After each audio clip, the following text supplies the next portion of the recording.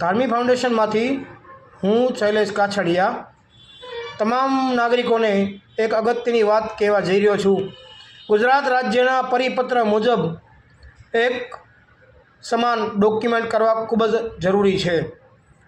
હાલમાં ચૂંટણી card, Aadhaar card, PAN card, driving licence, જન્મ તારીખનો દાખલો, સ્કૂલ લિવિંગ, આ બધા જ ડોક્યુમેન્ટમાં એક સમાન નામ હોવા જરૂરી છે।